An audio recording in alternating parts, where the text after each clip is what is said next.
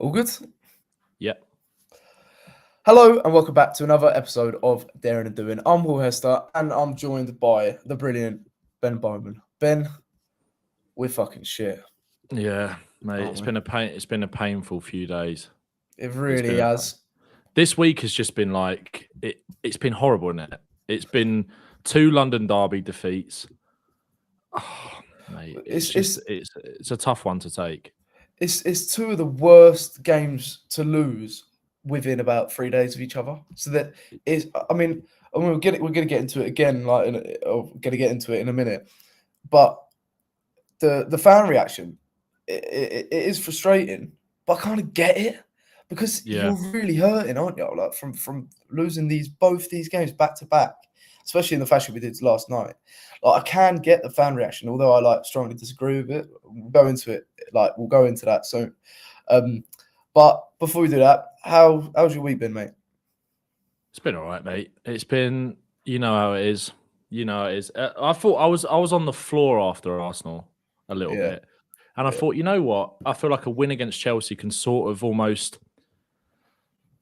not turn the season around, but turn the week around for sure. Like it feels like it can make a big difference. I thought win against Chelsea and everything feels all right again, but our London derby record has been shocking. It really has. Really. Yeah. It's not been great, is it, mate, to be honest? I'm going to put my hands up right now. And I know a lot of you are probably going to think, fucking hell, is he old enough to drink? But I'm really hungover right now. Like, really hungover. And I saw Harry Brooks tweet it, and I was thinking of doing the same thing, but I've never really got around to it. Saw that. It was a thread of the game, or how we recover from that game. And it was just him drinking in a bar. But yeah, I got ridiculously drunk yesterday, and I'm really feeling consequences to today. I got absolutely humbled by a vodka bottle. Yeah. And humbled by that's what we should have called the podcast. Humbled by a vodka bottle.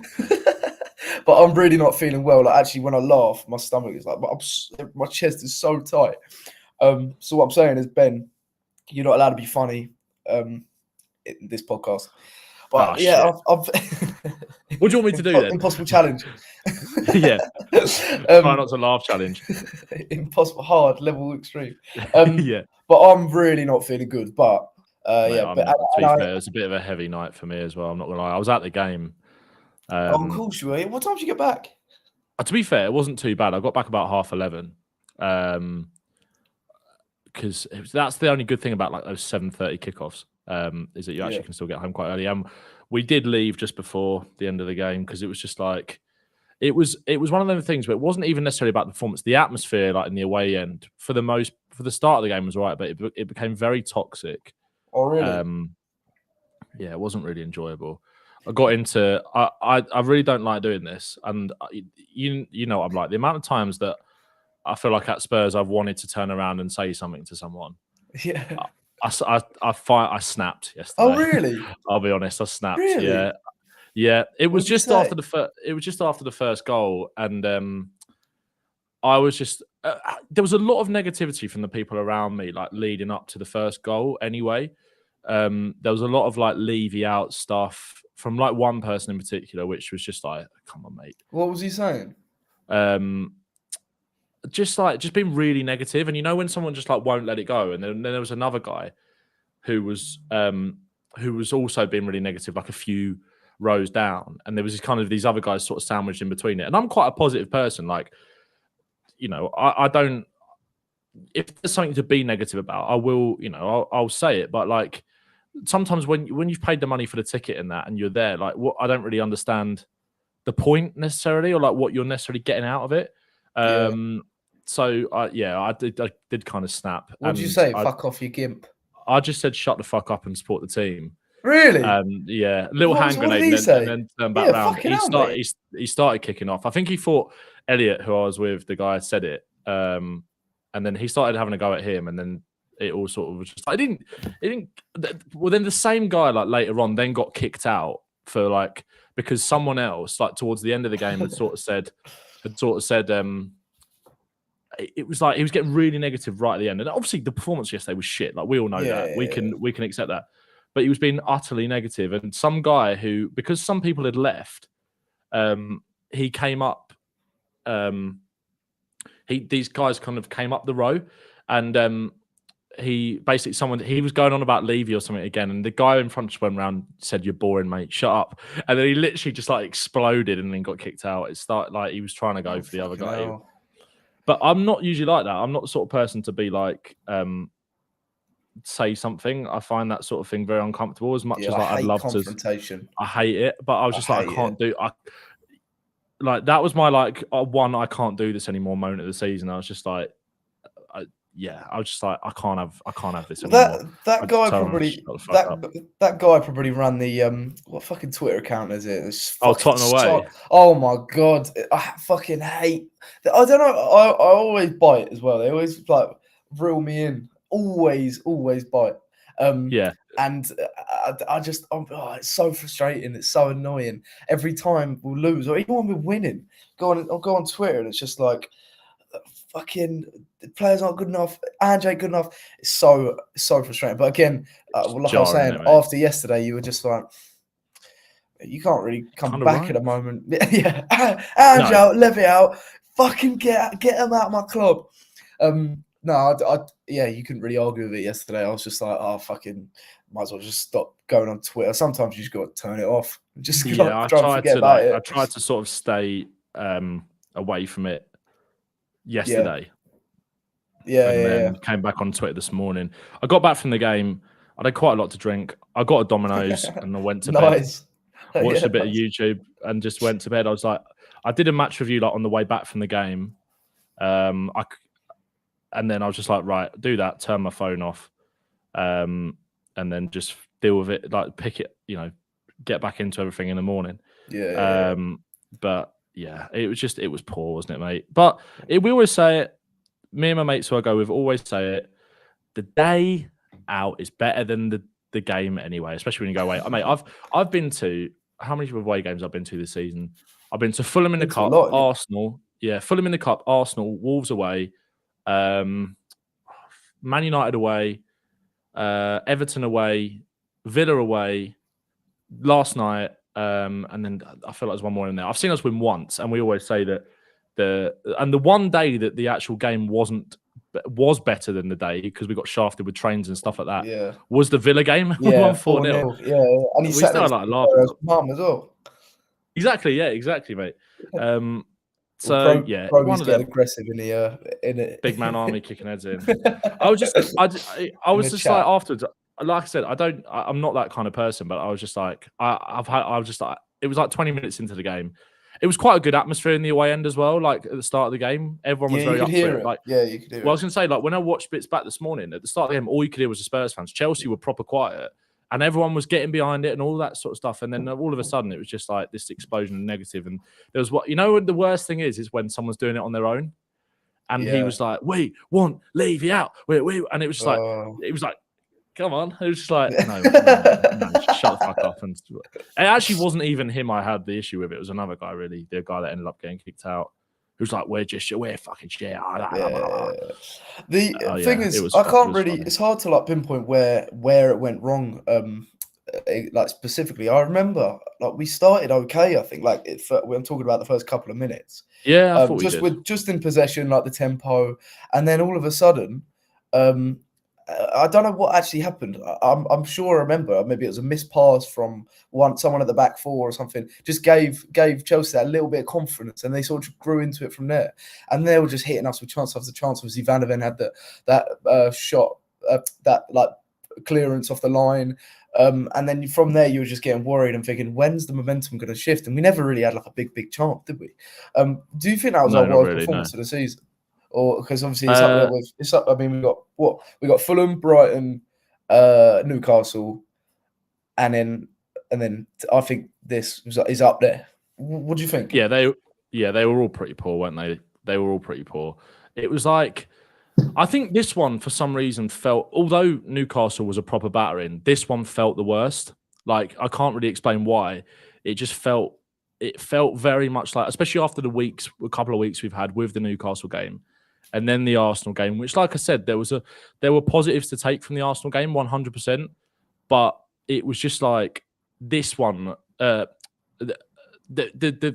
was positives to take from it, but also it was very deflating. Yeah. But this one, there wasn't really anything to take from it at all. We might as well and it just was not just turned up. If we'd have played well and like Pep, because it was like we know what our record's like there. And, Chelsea, when you look at kind of the underlying numbers and stuff, they're not really as bad a team as is made out to be. And people have kind of pointed the finger and sort of poked fun at them throughout the season for the fact they've spent all this money and they're there and all this kind of stuff. But they are a promising team and they probably will go places, I think, under Poch. What that looks like is another thing. But I've always been pretty confident of that. So if we'd have gone there and lost, but actually really Petrovic was making save after save and all that, then you could walk away from it thinking, look, our London derby record has been poor, and to lose those games and to lose again and lose there as well, because we've won once in the Premier League era, I think it's Stamford Bridge. It would have been tough to take, but you could have swallowed it and say, look, okay, we know where we are. We know this is a tough run of games. We're going into the end of the season now. You look to next year and think, hopefully this is a game that we win. But mate, there was nothing to take from it whatsoever. Like, looking back at it this morning, what did we have? Like 67% possession. Did nothing with it. And I couldn't believe it. Like, I looked at the stats and it was like Spurs had 19 shots. I couldn't tell you a single one. Serious? I couldn't tell you yeah, I think so. Like 19 shots. I couldn't tell you like a big chance or like a proper chance that we had. Which is it's just not good enough in a game like this, really. We had some shots from the edge of the box and that, but Petrovic didn't really make a save, did he? Like, no, it was one of them. And the thing is with this Chelsea team is like, we know this from our experience with Poch,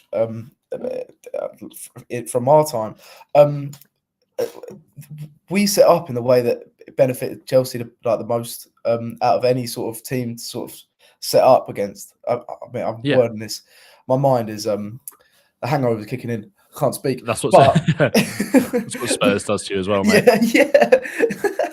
But yeah, no. I mean, if we'd set up in a low block or and which obviously we're never going to do, but that's what Chelsea have been struggling with all season. But they are quite a transitional team, and they do like to hit players with Cole Palmer progressing up the pitch with the ball. I mean, he's so good. That skill he did on Emerson Royale, it's like, fucking hell, like it was unreal. Yeah, I mean, I've never really got the hype around Cole Palmer because I wouldn't really watch too much Chelsea games. And yesterday I was like, he don't really look like he breaks a sweat, does he? But even like Mudryk was having fun. He didn't really do much, Mudryk, but he still seemed like a threat because he had space to get into. And if you sit a low block behind him, he's so shit. Madueke, Cucurella played really, really well for Chelsea, I think. But again, when I looked at the Chelsea team, I was thinking, oh my God, this is such a team for the taking. And no one really showed up in the way that no one showed the bravery or the courage to sort of grab that game by the scruff of the neck. And you could see it in the body language of all the players. Everyone was it was such a negative. Everyone off the ball was in such a negative stance, almost shying away from responsibility. And I think, and then you'd sort of, I think the players would feed off that and just pass it backwards. And you saw how annoyed Ange got. It was so frustrating to watch. It was so frustrating. And Poch doing the double over us, mate. It's just fucking so annoying. But what it's not even like the first game we kind of handed it to them, really, didn't it? And it's just exactly. I think it's one of those things where we look back at that game at the time and think, wow, like that really sort of changed things for us. And if we'd have just won that game and got through that period with didn't get the red card and stuff like that, or didn't get the 2 red cards and the carnage of the Van de Ven injury. I saw a good tweet from Charlie Eccleshare. It was like, that game almost feels a little bit more pivotal now because that momentum would have carried on. There would have been a fall off at some point, but I think that did take a lot of stuffing out the wounds, and then that kind of has the knock-on effect in terms of belief, like going into this game a little bit. Added to that, like the lack of belief in terms of the sense that we never really win there anyway. It's cursed. I think the stuffing has kind of been knocked out the whole team. So Peter in the chat there said, I think the players seem resigned to 5th place. Only question is why he brings on players who doesn't fancy it or he's made clear he's not keen on, which is a fair point. If you are, by the way, if you're listening to this on Spotify or Apple. We're recording this live on YouTube. So we will be kind of interacting with people in the chat. So if you ever want to get involved, we're going to be hopefully doing one of these maybe a week from now on. So come and join us on YouTube. But obviously, still feel free to listen on Spotify and Apple as well. And if anyone's in the chat or is on Twitter watching this as well, because we're streaming this on Twitter, please give us a subscribe on YouTube or follow on Twitter as well. That would mean a lot. So I can see there's a good amount of people tuning in on Twitter, which is good. To that point, you're right. You could see it in Ange's reaction, and obviously I was at the game, so I didn't hear the commentary, but it seemed like Neville was focused in on the kind of Ange's anger, wasn't he? There was a bit where I think it was where Mudryk was down injured, and that was when Ange was kind of really getting the message into the players, and he was really going in on Sarr and Basuma and Romero. Was it Romero? He said it on commentary, but Neville said it was Romero, but I don't know. I don't think it was. I think Romero got caught in the crossfire. I think he was talking to the midfielders. Because Romero wouldn't. Why would Romero be passing it back? He was one of the only people showing courage again, Romero. Exactly. And it's like if you can take any positives out of last night's performance, again, it was Romero. And I think, again, that solidifies why he has been, for me, definitely like our player of the season. I felt for him. I did really feel for him. I felt for Van der Ven as well. I thought he had a decent game. It's interesting on the midfield thing because there was a lot of people that were talking about the potential lineup before the game. And I think that would have been my preferred front six, if you like, the midfield and then the front four. I wanted to see Basuma and Sarr in there together. I wanted to see Kulusevski in the 10. And Ange sort of said after the game, he was like, look, I tried something. I wanted to freshen it up and it didn't work. But you could tell, like, it felt like what he was trying to get across to the players, they weren't taking it on board. And I think that, to me, when they were so clearly, it's almost like we've regressed a little bit in terms of our belief and mentality as much as anything, because you think about the start of the season, Postecoglou was essentially written off by a lot of pundits, the general kind of football fan space, really. No one was really having him. And you saw how quickly the players took to his kind of brave philosophy and the style. And it wasn't even so much about the system. It was just the fact that these players were doing things and being brave on the ball and playing the way that he wanted them to play. Whereas now you're not really seeing that as much. And I think this kind of run of games has almost taken the stuffing out the team a little bit. I think there was definitely a hangover from the Arsenal game. I wasn't expecting like a huge reaction last night, because I think you're being unrealistic if you think that's what you were going to get. These players aren't robots. They are humans who will take a while to get over to defeats like that, especially when actually against Arsenal, we did sort of play in that way and didn't get the rewards for it. And I think that must be quite psychologically hard to take that's true, in such a big game going into the next one. And look, I'm not giving the players excuses because last night was particularly poor. And kind of your question at the start of this ramble from me was, do you think this was our worst performance of the season? And I think it definitely felt like it for me, because I think when you think back to some of the other poor performances, i.e. the Wolves one maybe at home or the Wolves one away, you can 100% write off in terms of the madness that was happening around that time after the Chelsea game and all that sort of stuff. The Wolves home game was very poor, not many positives to take from that. But even in some of the poor performances, there has been things that you can take away and think, right, we can learn from this. The Newcastle game, they did a very good job on us. And right, okay, that maybe it's like, right, how do we figure a way around this in terms of teams being able to figure us out and how they want to counter press and stuff like that. Last night, there was nothing to take from it, really. Yeah. No heart to take from it. It felt very, very toothless. And I think that was probably the most concerned I've come away from the game this season, because like we sort of said, and sort of from what Ange was saying afterwards, in terms of he has to have a think about the way he sets us up and stuff like that, it just did not feel that they were getting across what he wanted them to do, shouting and screaming at the midfielders saying, stop fucking passing it backwards, play forward, play. He wants them to play with that bravery, but they're not really showing it. But I think that's not to say that he's lost their support or anything like that. I think these are just players going through a tough run. This has been the toughest it's been. It's pretty much been quite rosy in the garden for the most part of the season, even when we have had turbulent spells. Like you think about that run of games just before Christmas where we weren't necessarily getting the results. Or not necessarily, Christmas was okay, but that period in December, like where we lost in a few of the games like that, you could sort of still see they were trying. It just wasn't quite coming off for them.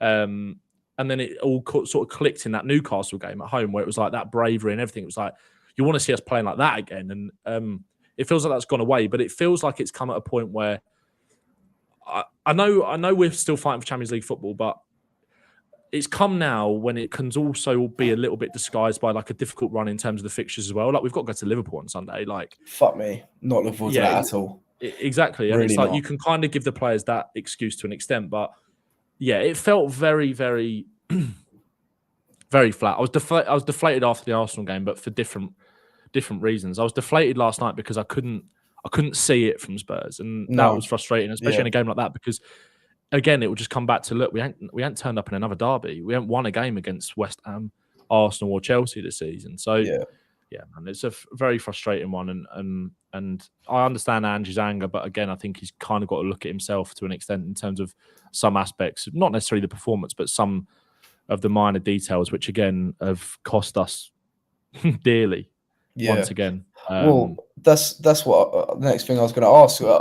Before I do that, I was disappointed with Kulusevski because I thought, like, mate, this is your chance to really show why you should be starting over Maddison at 10, and he never really got into the game. And again, with Kulusevski, I feel like he's a perfect he's a perfect number 10 for when we're playing counter-attacking football. Him progressing up the pitch with the ball and getting players involved. Yeah, because he plays with his head up and he wants to drive. And he drives. He's all about driving. But when you have loads of players around him, when he's trying to, he looks like he like runs out of ideas. But I mean, I'm not just singling out Kulusevski. I think everyone was shy. But I'm just thinking this was your chance, Kulusevski, like to really prove that your future's at the club, just in that attacking 8. And he didn't really grab that opportunity.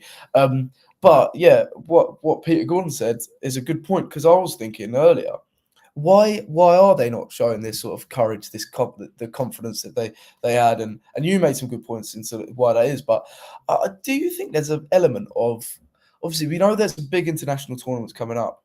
Do you think the players have and I'm not accusing them of anything, but there is a bit of security in the fact that it looks like Champions League's out of reach now all of a sudden.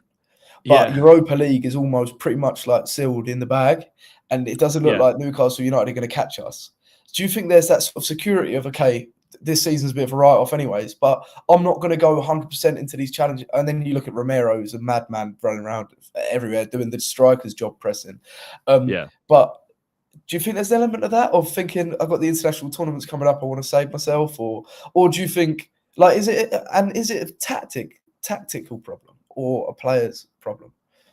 I don't think it's a tactical problem, and I think again it comes back to the fact that people are quick to jump on the fact that Ange has been found out and all this kind of stuff. I don't think that's true at all, because we're one season, or not even a season yet, into this kind of project, and I think Ange was always going to be that kind of divisive character that people would turn on quite quickly, and that is happening. Like I said, in the away end last night, I think I was going to talk about this in a video tomorrow, but I feel like this is the most fractured it's felt since Postecoglou, and that's not even just in terms of the results. I think there are certain people that are starting to stop believing, which I think is poor, really. Yeah, I think two things can be true at the same time. You can be really fucked off with a performance, like all of us were last night, but still be patient and not expect too much early doors, because people's expectations change throughout the season, but you can't expect too much too soon. And we did kind of get carried away a little bit in ourselves. But if you can't enjoy it, if you can't enjoy the ride that we were kind of on, then you're not a football fan, really, are you? Because you want to see your team playing good football and looking encouraging and going in the right direction, which is where we were. But it does feel like some people are starting to lose patience, which was evident on social media last night. The sympathy that I will give to those people in terms of losing patience is the small tactical details that are it's not even tactical, the small in-game details that are costing us this game, i.e. set pieces once again. Because if it wasn't for set-piece goals, we would be in a much healthier position than we are now, because it is costing us every single week now. Like you can go back every single game over the last few and find a goal where we've conceded or just looked incredibly vulnerable. And if it doesn't go in, it could have done. Like the Forest game, for example, there was a few there. Newcastle, how many chances did they want before they actually stuck one in the back of the net from set pieces? So I can understand the lack of frustration around that. We weren't too bad in terms of the way that we controlled the play. We just didn't look like unlocking them. And again, this game, Premier League football, is about fine margins. It's a bit like international football as well. If you can't break a team down, make sure you don't gift them goals. If they can break you down, and open you up like Chelsea didn't really last night again at all. Chelsea played quite well, but they didn't open us up. They had that chance which Van de Ven cleared off the line. That was a nice little ball from Mudryk. That was probably the best chance that they had. Madueke had a shot just over the bar from outside the box, but it's not as if Vicario was making save after save again, and that's what's costing us at the moment. It's just like we could have had a couple more points on the board, even if we just drawn 0-0 last night. Right, you can come away from it thinking, look, we need to find a way to break these sort of teams down and control these games and turn that control into being able to fashion it into creating proper chances and scoring goals like a team like Arsenal has done. But if you can keep them out at the other end, if you can keep them out on those set pieces, then at least you come away with that from a draw. Like it's that's what I find incredibly frustrating, especially about the Arsenal game as well, because it's like we would have won that game. I think we would have won that game if we can keep those 2 goals out from those 2 corners. And look, the kind of butterfly effect of football doesn't always mean that just because they don't score those 2, that doesn't mean they're not going to score another 2 or score one from open play. But just in terms of how we controlled that game in with the ball, Arsenal kind of kept us at arm's length. But it's the same as Chelsea last night. We might have controlled the possession like we did against Arsenal, but we didn't really properly lay a glove on them.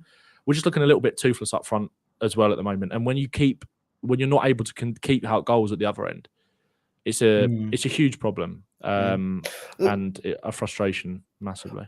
When it comes to the fan fallout, the reaction as well, I saw a good tweet from Zeus on Twitter. I'm sure everyone knows who Zeus is, but I can't remember word for word. But it was something to paraphrase it. It was something like, I get why everyone's going into meltdown and not having the patience, because I think someone said Spurs fans just don't have the patience for a rebuild or the guts for a rebuild. And I think he said something like, I kind of understand it though, because we've been burnt so many times.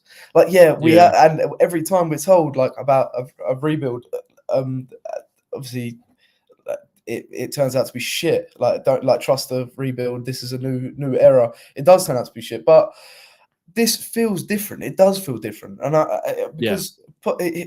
we've got such a young, exciting team now. We're getting in those technical players. We're getting in. I know we've made a couple of errors in signings, players like Solomon, etc. But the bulk of our transfers so far have been really promising. The personnel that we're linked with is really promising, and it does feel like we're going in the right direction as a club. And it's our first season. Everything feels like the be all or end all after every single game. But hopefully, in hindsight, we're going to look back and think, "Fucking hell, that was just a bad little spell." But we've been so successful. I mean, I'm thinking about Arsenal. For example, everyone's printing Arteta out T-shirts, and there was multiple occasions, season after season, where they wanted Arteta out. They could not see, that's a much more sort of dramatized version of what is happening right now, because I don't think anyone really wants Ange out. But what I'm saying is you do. Is it okay? Is there anything wrong in doubting Ange? Do you think there is anything wrong in doubting Ange? No, there's nothing wrong with doubting Ange, because if that's your opinion, then that's fine. It's you're entitled to have that as a supporter of the football club. But I don't agree, and I can't see it like that. And I think you have to have a little bit more patience. You can be skeptical, and I understand the skeptics, and I understand the skepticism, Jesus, around it, and I understand why people have doubts, but I don't know. You're entitled to feel like that, but I don't. I feel like if you're giving up this early and kind of think, look, we're done, we've been here before, just give him a chance, because I can't believe we're kind of having to have these kind of conversations. Yeah. No, I know what you mean. Frustrating. I think that one of the main reasons this reaction as well is because how good Arsenal are at the moment, and it's just hanging over us. The anxiety of they're really in for a chance of winning the league. One, that's where we want to be, and two, you never want to see Arsenal where Arsenal fans are happy as well, where I don't even want to be existing. Exactly. And that's hanging. If say we were in this same position, Arsenal were 8th, I don't think there'd be this massive fallout. But we're constantly comparing ourselves with Arsenal at the moment, who are about 4 years ahead of us. And again, I just think write this season off, because we finished Europa League. We're going to have to go through the Liverpool game, the City game, although we're all City that game anyways. But and then obviously we've got the Sheffield United and the Burnley game. in your head sort of just think, okay, let's look forward to the summer now. Who are we going to bring in? What players are we going to bring in? Players that didn't have a pre-season under Ange, like Bentancur, they're going to have a full pre-season. This is the time where we fix up the small margins, like set pieces, hopefully, and you can just think optimistic about the future and not dwell in this moment, because we always knew there was going to be bumps in the road, especially in the first season. I mean, if I think the only way I doubt Ange Postecoglou is if we're halfway through the season and we're still seeing these same like occurrences, like set pieces, etc. And then I'm thinking, well, then that's just naive. But I think now it's like and again, it was proved yesterday with how angry he was. I mean, this season it's mainly been about just getting his philosophy into the team, and you can't really then abandon that to, you want to get that perfect in training. You can't then abandon that to try and fix like set pieces, etc. when you haven't got your main tactical like the foundation set in place yet. Because you saw Ange Postecoglou in his post-match interview, he was saying, well, the players aren't hearing what I'm saying. So he'll have another pre-season, and hopefully those tweaks in the sort of the gameplay, the way we manage games, the way our physicality and our aggression in set pieces, hopefully that's tweaked as well. But yeah, I don't think. I mean, I understand everyone being angry, but I don't think it's that necessary. I thought everyone was happy with Europa League. I think there wasn't, exactly. But it's just now we keep losing, and we keep losing to our rivals, and now we're going to Liverpool, and it's just, and Arsenal playing well, and it's just that anxiety sort of building. But Peter Gordon, he said something else as well. Like Son was poor, but also seemed that no one wanted to pass to him. So what was your thoughts on Son's performance? Because when I saw Son against Gilthurst, I thought, oh my god, Son's going to like eat him alive.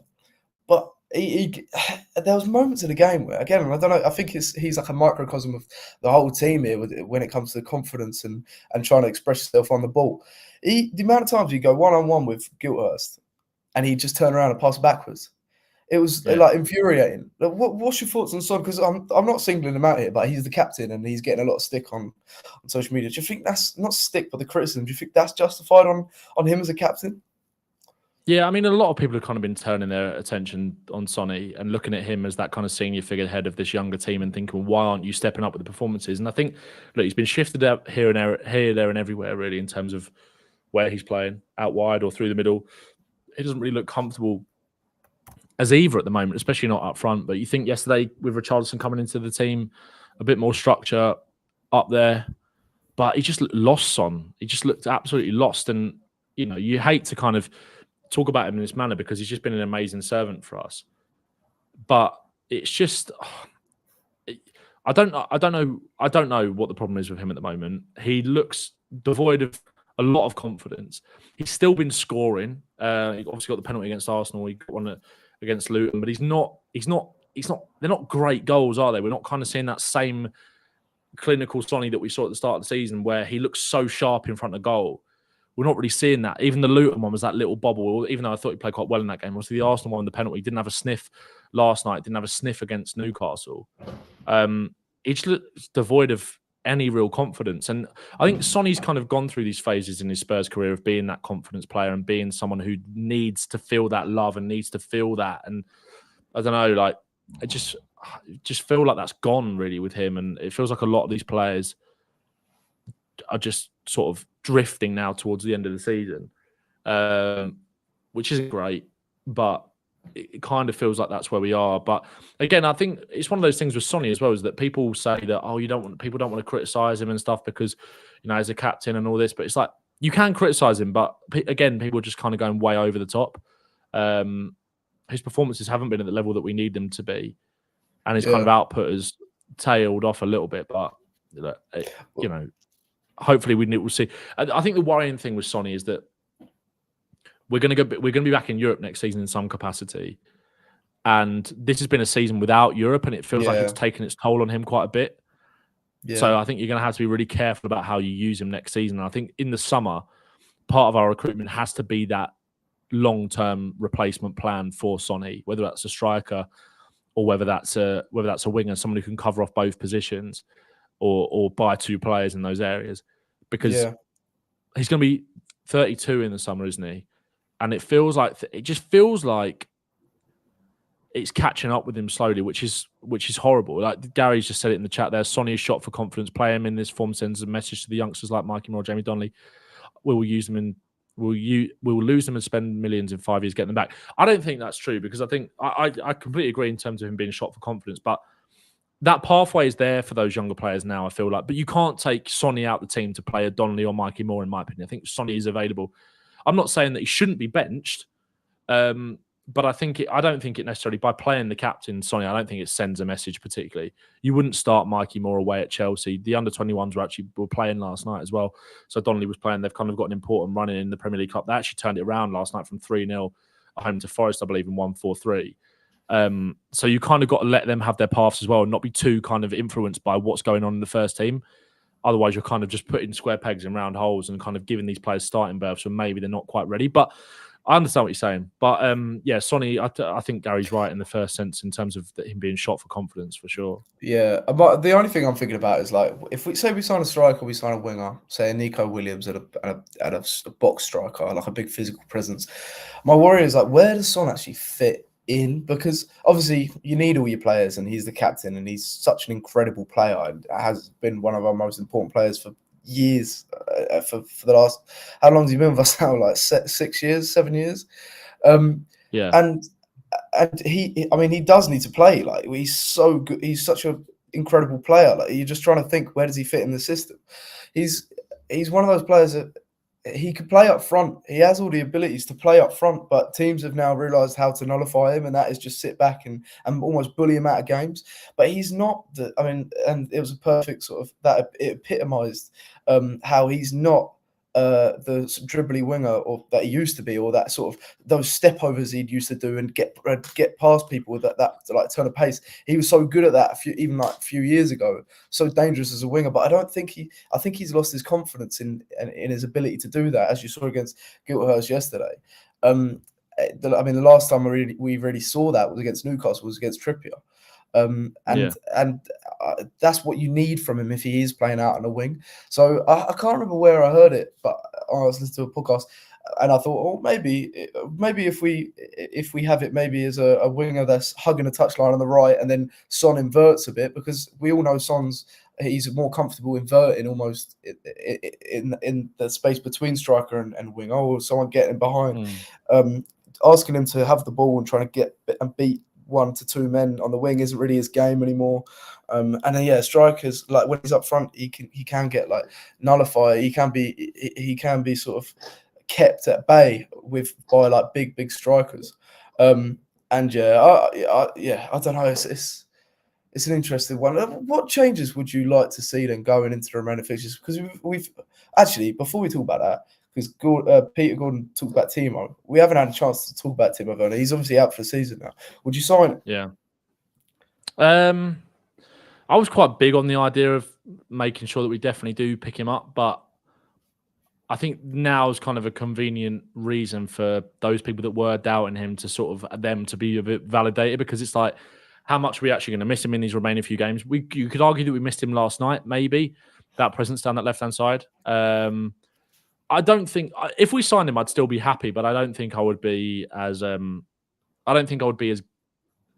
anti not signing him as I would have been at the a few weeks ago or months ago. I think. Yeah. If we pick up, it's got to the point with me where it's like, if we pick up the deal, then great. If we don't, then move on and get someone else. I'm in the same boat, and it's also like down to almost like homegrown numbers. If we're struggling for homegrown numbers, I think if we signed Timo Werner, I'd be like, did we need to? Unless we then get rid of like Solomon, Gill, those types of players. I don't know. But again, I'm with you. I'd be happy either way, or content either way, because I just think he has been really good. And Ange said this. He said how he's been really really important to us since he's come in. He's got, what is it, 6 goal contributions in the Premier League since he signed for us in like 10 starts, which was really, really positive. And he's been starting week in, week out as well. It's clear that Ange really likes him, but was he always just a stopgap for another player to come in and just be an improvement on him, and then bring in someone who's homegrown that can be like have that depth in attack? It's an interesting one, but I'm not too fussed either way. I'd be happy either way, and because the price is so low, I don't think it's a massive like impact. So yeah, I was going to say just quickly on Gary's point in the chat there about Ange giving. So Ange has given youngsters less than 80 minutes collectively over the season. Chelsea's Gilchrist pocketed Son last night. Countless other kids getting played elsewhere too.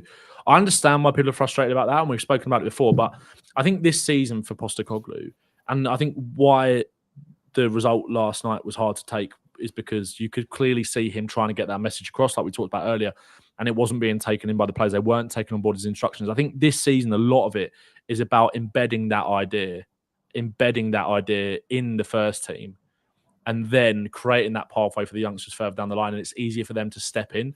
Ange's only been here 1 year. If you want to look at Liverpool, a lot of those youngsters have had to be introduced because of injuries. Chelsea, the same. Look at their bench last night. It's because they've got so many players out injured. I'm not saying that some of these players shouldn't have had more minutes, but Mikey Moore's integration into first team training over the last couple of weeks will be really valuable for his development going forward. You've got to remember, he's only 16. You're asking him to come on and make an impact in that game last night. It would have been tough. Like, these players are having their own developmental seasons. Jamie Donnelly's first year in the 21s, really, a lot of these players kind of making that step up from the under 18s. I don't think it's as simple as just like give these players a chance. We all want to see young players play because we've had a good history of these players coming through, and you feel proud to watch them play for Spurs and represent the club and all those kind of things. But and that's what football fans in general want to see. But I don't think we should be too annoyed and poking the finger at Ange for not embedding these youngsters and integrating them more than he has done. I understand the frustrations, but I just think you need to kind of relax on that sort of stuff. I think just for now, they're all having great seasons in their own right that will be very valuable in their development. A lot of them still need loans as well to get that experience of playing men's football week in, week out. So I get it, but yeah, I think we just need to be a bit calm on that. And I think because things aren't going as well on the pitch, I think people are turning to the youngster argument more and more because we're seeing them shine in their own league, which is a huge step up to the Premier League. It's a huge step up to the EFL, men's football anyway. So, yeah, I think I understand it, but I think that's just, I think it's kind of a frustration that's been placed because of how poorly some of the players are performing, in my opinion.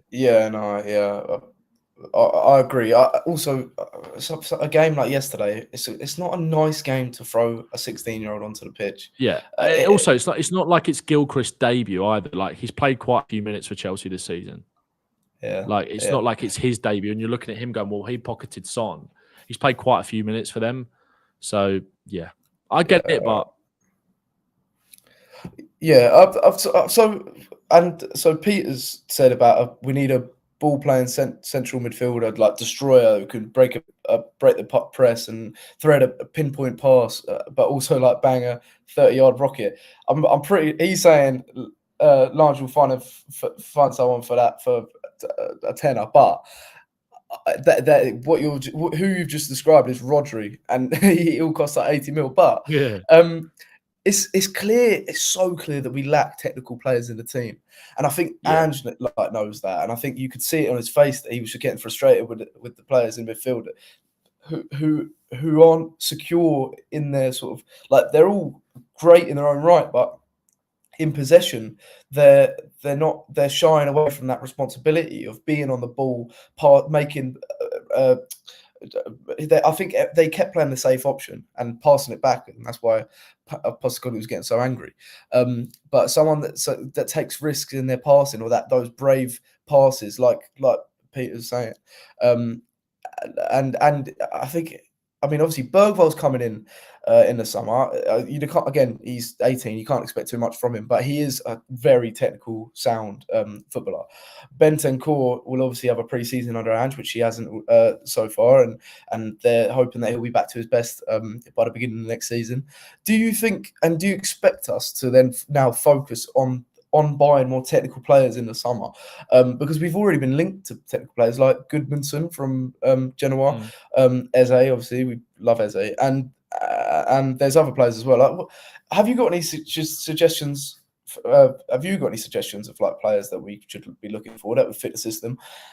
And do you think and do you expect Spurs to sort of focus in that area?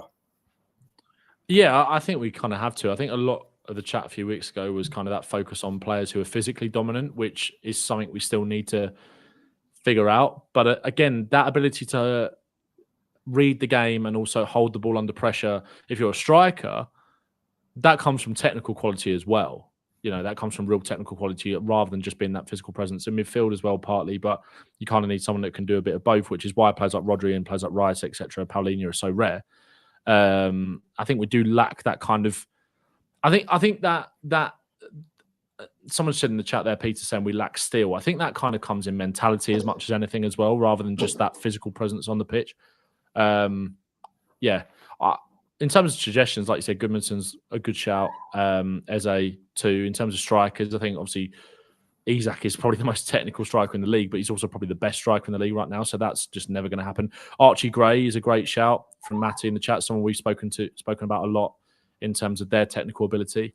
I think there needs to be a real focus on that, especially when that technical ability and that presence of mind as well. Like when you look back at that second goal, and you've got Højbjerg and Son kind of just pushing each other out the way, essentially, or Højbjerg trying to push Son out the way to get to the ball, and then not having that ability to read the situation and know that Son was probably best placed to do that.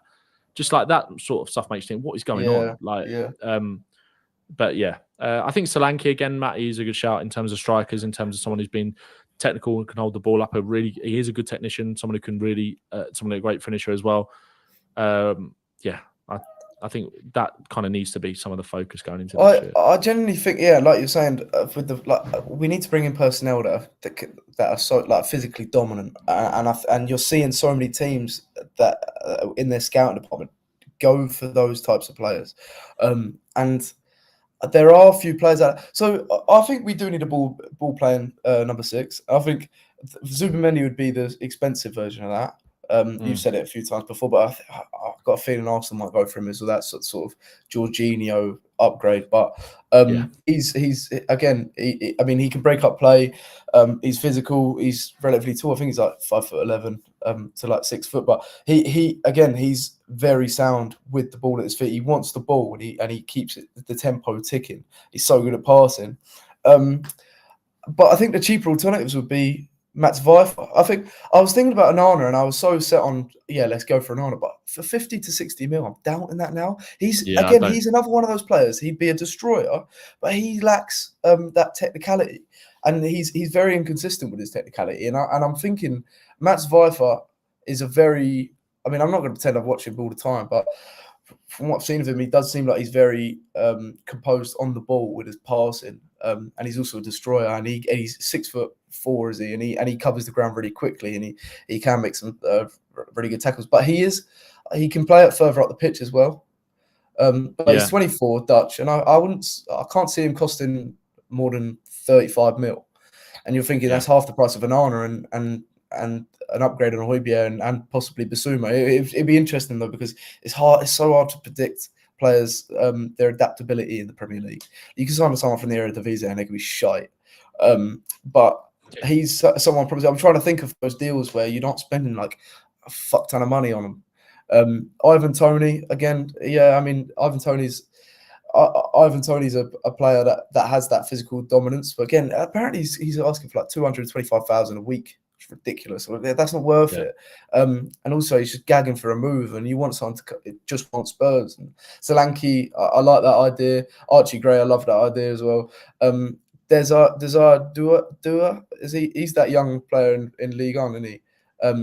I think he's more inverted, isn't he? But again, I don't know if he's not going to come in and elevate us to any level. I think we need those types of signings.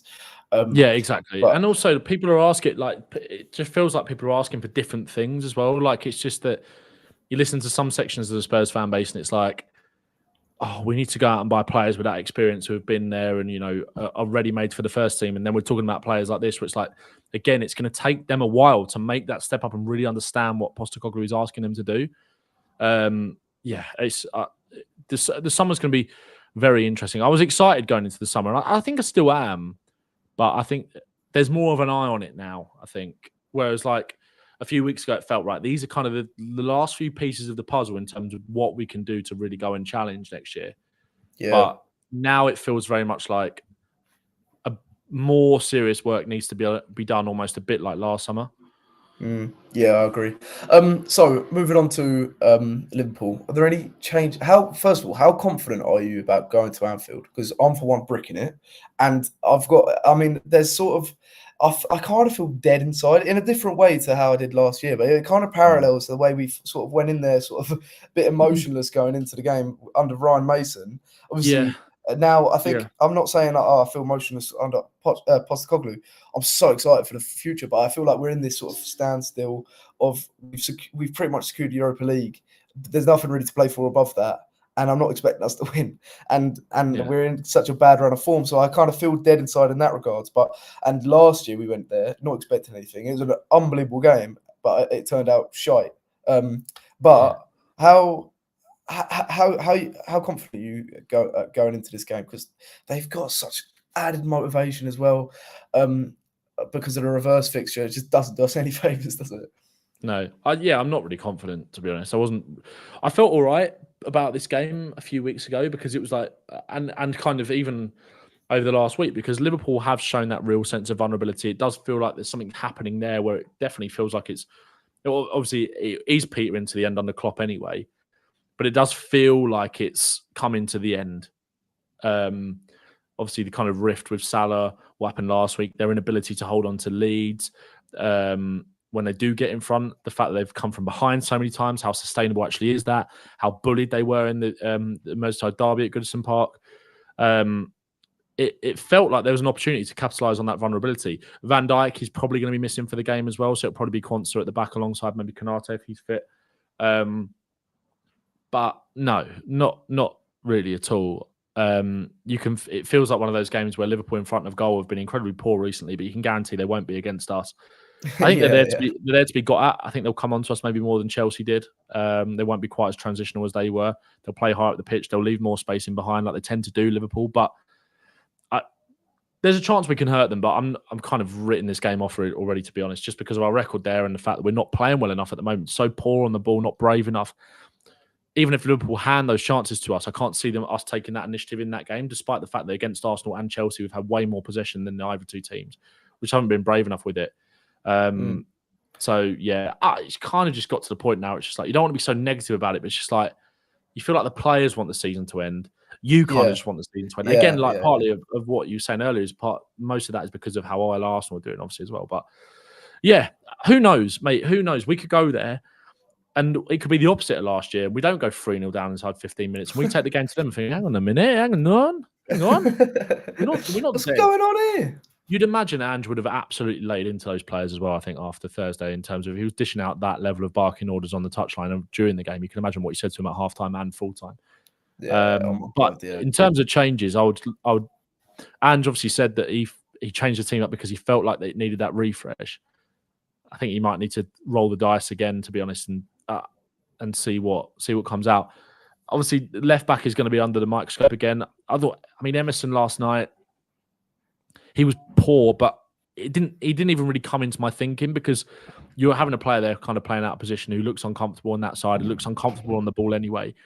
But he's probably still the right option to go for. Again, there's been a lot of chat from Dragassin's agent around him not getting game time. What do you think about that? Fucking hell. You do not need that. That's the last thing we need. Oh my God. I get why he's frustrated, but and part of me thinks, I just hope that those are the words that are coming from the agent and not the player. Because I think if you're a young player who's come, knowing that he's not going to break into the first team straight away, and that's your kind of attitude towards it, you can go, mate. We've got players in the it's causing hassle.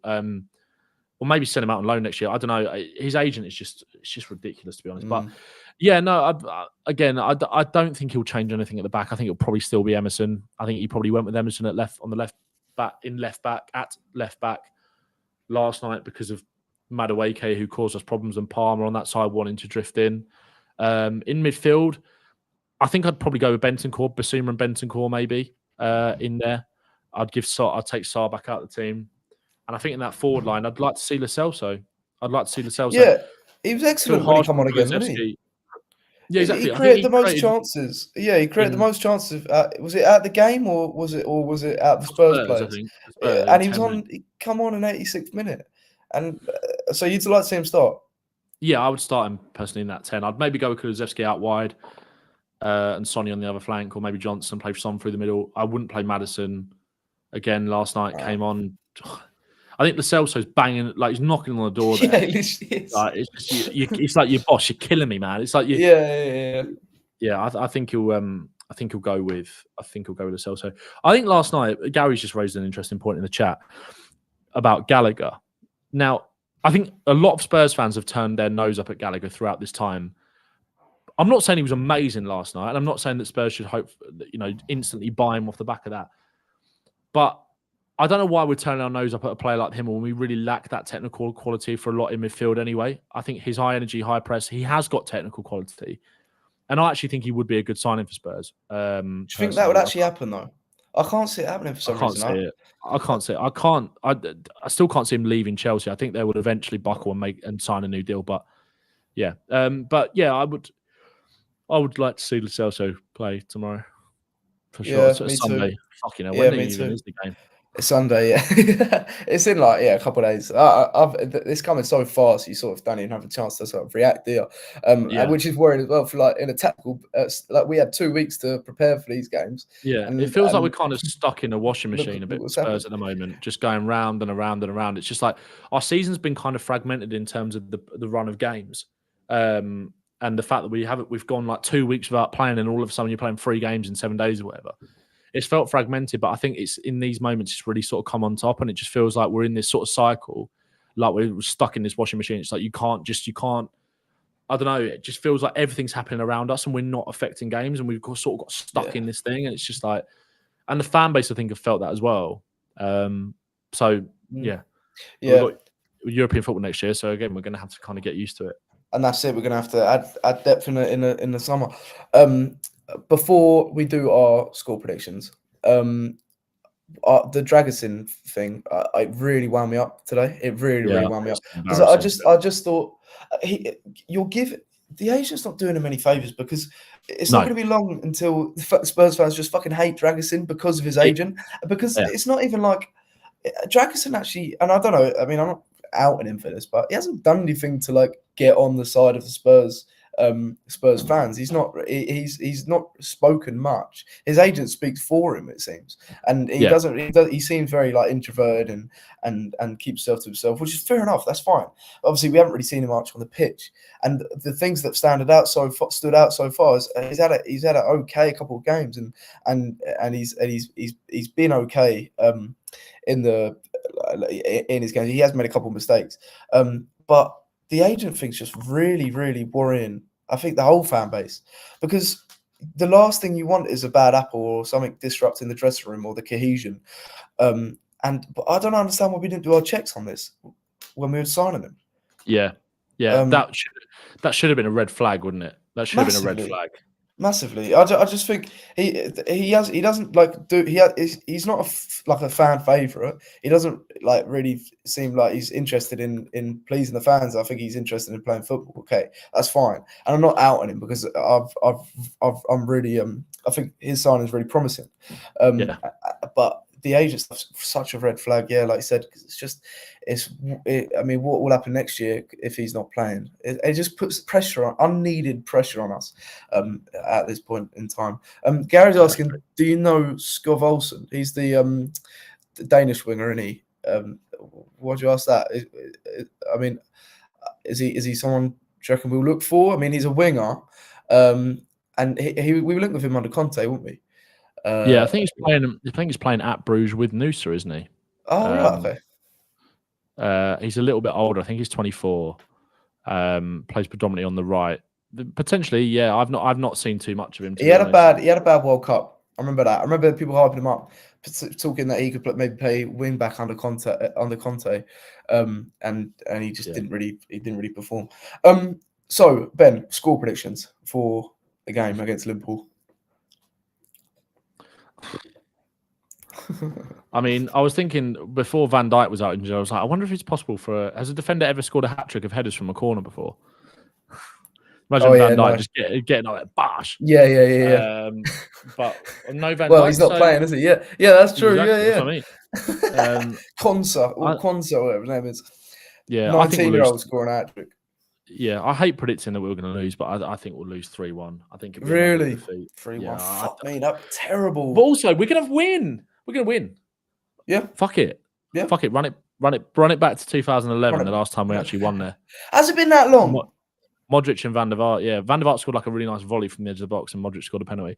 It was like the end of days, like under Hodgson, I think. End of the season, same sort of time. Nothing really on the line. Yeah, get your predictions down below. Gary's saying 3-0 to Liverpool. Oh, fucking hell, it's so depressing, isn't it? And sorry, this has been a bit money of a shouldn't pod, really. But... Yeah, sometimes you have to have them. Sometimes you just, you know, I guarantee all of the people that did Spurs podcast today, nobody wanted to do them. Nobody wanted to talk about the game, did they?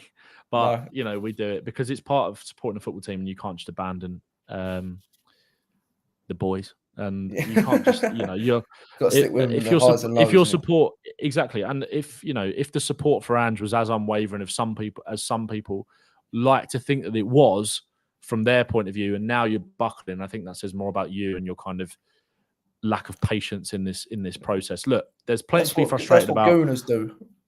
Exactly, yeah, exactly. They were doing all of this, mate, when they were 8th under Arteta in the first year, exactly, and now they could win the title this season. So let's just remain calm. I hate the words trust the process, but I think you've just got to be patient, grit your teeth through to the end of the season, and be excited about next year. Yeah, exactly. Sweet, mate. That's it. I'm saying. I don't want to say. 4-0 Spurs? I don't want to say. Yeah, fucking hell. I said 4-1 Spurs against Chelsea. I feel Romero hat-trick as well. Did you say? Yeah. I was joking. Yeah, I know. I think we're gonna lose, to be honest, and I don't want to be like negative or anything like that. But I don't know what score's gonna be. It's just I haven't got a good feeling about it, and I kind of feel a bit like just a bit cold, like dead inside going into the game. Yeah. But. Up the Spurs, yeah, with them in the highs and lows, and I think exactly. I think that's what the fan base is. Definitely, this is a journey that we're going to want to get on, and we have. And it's been amazing so far. We have hit a few bumps now, and it's getting a bit insufferable when we keep seeing the same recurring issues like set pieces, etc. But yeah, it's all part of the process, because next season it was all part of the master plan, wasn't it? But yeah, trust the process. Be like, we sound like fucking 2019 Arsenal fans, but it's true. I mean, look how it turned out for them, unfortunately. So yeah. Sweet, mate, legends. Ben, where can we find yourself, and where can we find the Daring and Doing pod? By the way, if you haven't already, hit the subscribe button. Yeah, subscribe. If you're in the chat still watching, yeah, exactly. We're going to start. I think we're going to, there'll be some teething problems and bumps along the way. We kind of found that this is a second pod recording this on Streamlabs. There was a few video issues in the first one. I think it's my connection probably a bit more than anything. But I'm moving house next week. The broadband is secured, Will, so it's in the bag. Nice. So Let's next go. pod, probably not next pod, because we'll probably record on Monday, won't we, after Liverpool? But the Burnley preview pod, which I'm sure you're all buzzing for. It's going to be unbelievable. It's going to be new setup, new background, and new internet. So hopefully you'll be able to see me in glorious 1080p rather than looking like a potato. But probably loves potatoes. So, yeah, that's true. Yeah, probably got excited there. Exactly, potato. But yeah, no. Make sure you subscribe on YouTube if you haven't already. Follow on Spotify and Apple. Leave a rating as well. That massively helps out. We massively appreciate it. Leave a review as well. Leave your comments in the comment section on YouTube. Share it with your mates. Look, we know there's a lot of Spurs podcasts out there, but if you want to squeeze another one into your rotation, then we're your boys. Do you know what I mean? Lots of exciting stuff coming over the summer. And then you can find me TikTok, Ben Bowman, Twitter, Ben Bowman as well. We've streamed this on Twitter, by the way, as well. And I think we had some decent views. So if anyone's still watching on Twitter who hasn't just clicked off, then massivgetting appreciate you lot. Quality. So thanks for the support so far from everyone. Yeah, it's been amazing. Thanks for everyone in the chat getting involved as well. Yeah, up the fucking Spurs. Up the fucking Spurs. Legends. Have a good Catch you all later.